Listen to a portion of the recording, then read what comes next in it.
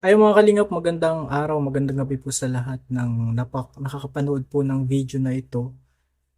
Ito po ay ginawa ko hinggil dun sa balita po kina Kuya Robin sa pagkadisgrasya po ni Kuya Robin at ni Ate Pia, kasama si Ate Pia. At si Ate Pia po yung malubha, yung natamo ni Ate Pia sapagkat talagang nadurog yung kanyang buto sa ano sa mga legs niya. So, si Kuya Robin, meron sa balikat, putol din yung ano niya sa balikat. So, may mga nag-check sa akin na bakit hindi ko siya ano, puntahan vlog. Bakit wala pang vlog si Kalingap Alvin. At meron po kasing ano, meron po tayong kamentayan. So, meron po kasing tumutulong which is si Kuya Bal. So, siya muna po yung andon, siya yung busy. Everyday nandun. At siya yung kumbaga papa o Papa Bal kumbaga. Kuya Bal, Papa Bal. So siya yung pinaka ano dun mag-vlog kasi siya yung may mas malaking channel at ma-focus yung mga ano sa kanya, yung mga sponsor. So nakapag ano na din po tayo, nakapag-pledge na din naman tayo dun kina Kuya Robin pero kukumustahin din po natin. So, hindi naman natin siya iiwan. Hindi natin siya iniwan lalo na sa ganitong pagkakataon na nasa pagsubok sila. Sinasama ko po sila sa panalangin at meron po akong schedule na pupunta na kahit walang vlog, magpe-pray lamang po si Kuya Robin kasi nagsumbong na si Ate Pia mga kalingap na si Kuya Robin daw ay hindi natutulog. Siyempre kapag ka hindi na natutulog, dire-diretso na yun, baka mawala na sa sarili si Kuya Robin. So, medyo maselan ito kasi ang iniisip natin yung mga baka anong mangyari sa mga bata, mag-aalala sila, baka ma-stress din yung mga bata. So, nasa social media na din, wala tayong magagawa. At gusto ko din magpaliwanag dun sa mga nagchat sa akin, sa Kalingap Alvin. Kasi usually ako lagi nangungumusta doon. At syempre kaibigan ko po yun sa Kuya Robin. Mabuting tao po si Kuya Robin mga kalingap. Iba lang kasi yung culture niya.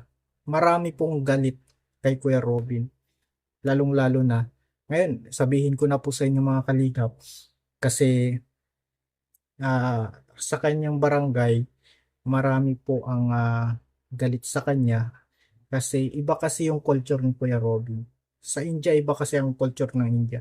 Kasi ang culture ng India is kapag ka ikay walang wala, talagang babash ka, ibabash ka personal.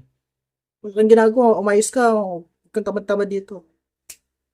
Kaya ka mahirap, ganyan-ganyan yung mga ano, parang yung mga down na tao, pinapagalitan talaga nila.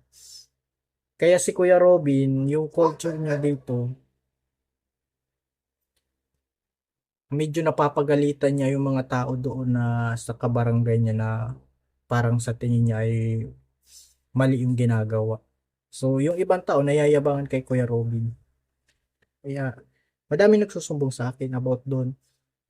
Pero, it's different. Iba kasi yung culture. At naintindihan ko sa Kuya Robin bakit ganun siya. At mapagkumbaba din si Kuya Robin. Mabait siya. Matulungin din si Kuya Robin. Mabuting tao po si Kuya Robin. Kaya, wag nating i-bash. Nagkaroon lang, biktima lang din siya ng alak. Kasi alam naman natin yan na ano, pero yung pagka-aksidente po ni Kuya Robin, hindi siya lasing. So, sa source natin, si Kuya Robin ay talagang inatake ng nag-seizure, kumbaga. So, nangyari na yon at pinilit po ni Kuya Robin na mag-vlog pa. Mag-vlog, pumunta ng daet. So, meron siya, nag-seizure siya, may sakit na siya. Tinamaan siya. So, one time kasi, matagal na nag-seizure na yun si Kuya Robin, nandun pa lang sa Pamaynila sila ni Ate Pia. Sabi nga ni Ate Pia, buti Robin, hindi ka nagda-drive that time. So ngayon, maexaktuhan po nagda-drive si Kuya Robin. Seizure siya. So inagaw na ni Ate Pia yung manubela, mga kalingap, inagaw na para kung hindi na mapilit niyang ma-save pero wala. Pero buti na lang doon doon sa puno walang taong nadamay, yun naman. Kaya malungkot yung nangyari kay Kuya Robin, stress siya. Iniisip niya kasi siya yung nasira yung buto ng kanyang asawa. Pati siya may tama. Iniisip niya yung mga anak niya. Hindi lang yung problema niya, iniisip din niya yung mga utang niya kasi si Kuya Robin po may mga utang din na hindi pa nababayaran. Kaya sobrang stress na yung tao. Kaya wala tayong ibang gagawin dito para hindi i-bash si Kuya Robin. Pag-pray sa pamilya ni Ate Pia. Especially yung mga anak, malapit na yung pasukan. Apat po yung anak nila. Si Amanjut, si Harmanjut, Sukjut, tsaka yung Pragjut. Apat. Kaya po, kailangan po ng prayer nila. At tayo naman po, ready naman po akong tulong. Nandito, basta sa likod lang po ako ni na Kuya Bal, ni na Kalinga Prab. Ganun lang naman po yung gagawin natin. Yung pusong kalingap, one kalingap, one family. Kaya ngayon, kaya hindi muna ako syempre mag-vlog-vlog doon kasi si Kuya Bal kasi yung pinapabuelo natin doon. Siya yung in charge doon para yung views tsaka sponsor ay maipon at maipaoperahan agad si Ate Pia. Kaya good news naman, bukas daw papaoperahan na ni Kuya Bal. At dahil din yun sa tulong ng mga sponsor. So, si Kuya Bal yung nanguna. Siya talaga yung father of Kalingap. Hanggang ngayon, one Kalingap, one family. I believe on that. Naniniwala po tayo dyan mga Kalingap. One Kalingap, one family. Kaya nga, grabe yung pagrespeto natin kina Kuya Bal, Kalingap Rap. Kasi sa dami nilang natulungan. At marami, it's a life changing. Doon lang sapat na para sumuporta ka at maniwala sa kanila. Kaya sa mga nagbabash sa Kalingap,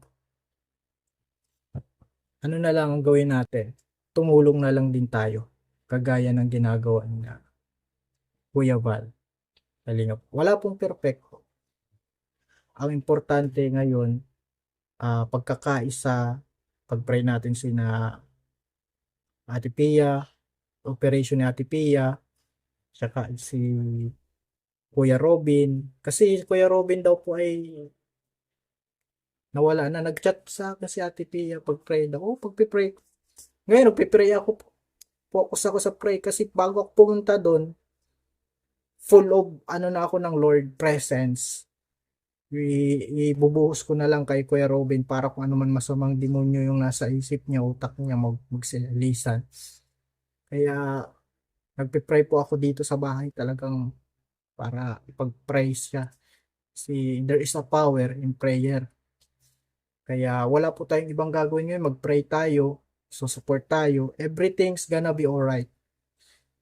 Nag-overthink lang siguro si Kuya Robin kaya nawawala na siya sa sarili. Overthink na. Pero lahat ng bagay ay mag-okay. Kumbaga ang sinabi ng Biblia, walang pagsubok ay binigay sa Lord na hindi natin kayang pagtagumpayan. So hindi lang si Kuya Robin nakakaranas ng pagsubok, maybe kayo, ako. So ang promise doon, kaya natin itong pagtagumpayan na kasama ang Panginoon.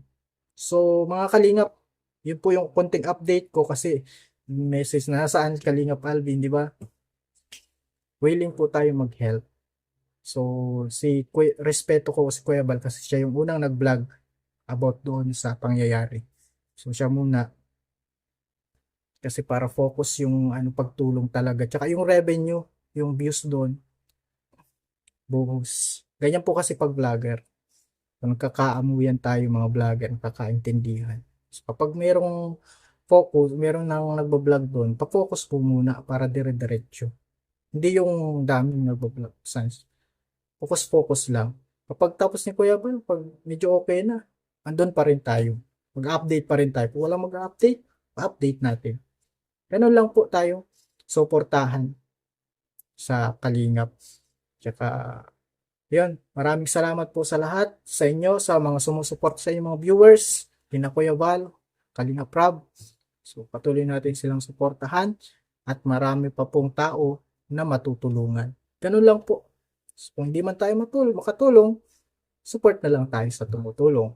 Ganun lang po. Walang walang mga masyadong mga negative sa puso. Puro kapayapaan at pag-ibig yan. Yan ang gusto ng Diyos, ng Panginoong Hesus. Ibigin mo ang iyong kapwa. Di ba? Ibigin mo ang iyong kapatid. Sabi yan ng Panginoon. Kaya yan ang nais ng Panginoon. Kaya maraming salamat po and God bless sa ating lahat. Maraming salamat po.